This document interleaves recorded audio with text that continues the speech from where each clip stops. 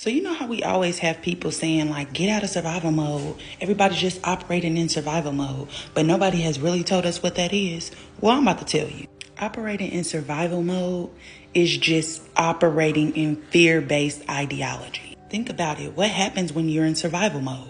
Fight or flight kicks in. And usually fight or flight kicks in when there's an imminent danger in your surrounding. So if you're constantly living in imminent danger, that means that there's a fear that is surrounding you. And a lot of it is just the fear of the unknown, fearing what you do not understand. A lot of times what we do, especially in my community, is compartmentalize. When something is scary or we have a traumatic experience, we'll just lock it away in a box and throw it in the ocean with our mama's titties. And if you don't know where that's from, you're not gang. But we literally sweep it underneath the rug. We act like it never happened and act like it doesn't exist because it keeps us from having to feel the scary feelings. But as we know, the universe is our bestie, okay? It is our best support system, meaning that however you are feeling, the universe is going to support you in that. The universe is just interpreting how you feel and bringing you more of it.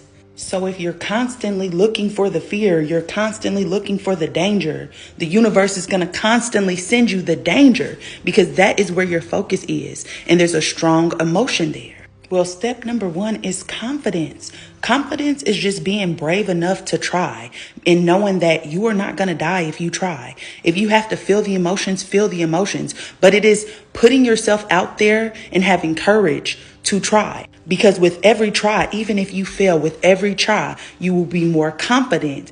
Every single time it comes back around and it gets easier and easier. It's like being afraid that you have monsters underneath your bed and staying in the dark, even though that's where you think they lurk, and not being brave enough to run over and turn the light on, look underneath the bed and see that there are no monsters. And the second part of this is knowledge.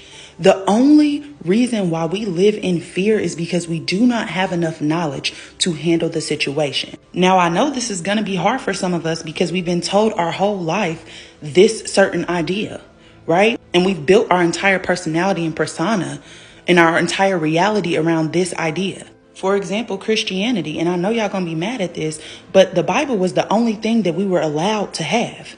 And how many of y'all have actually studied the Bible? And I don't mean the actual Bible, I mean where it came from. If this is supposed to be the most important book in your life, what research have you done to make sure that the information is accurate? Or were you just told by other people that this is what you should do? The thought of that not being real is scary for people. And I completely get it. But do your due diligence by yourself. The thought of experiencing the same trauma again is scary, but you need to handle it. Otherwise, it's going to keep reoccurring. With knowledge comes power. The more you know, the less scary it is.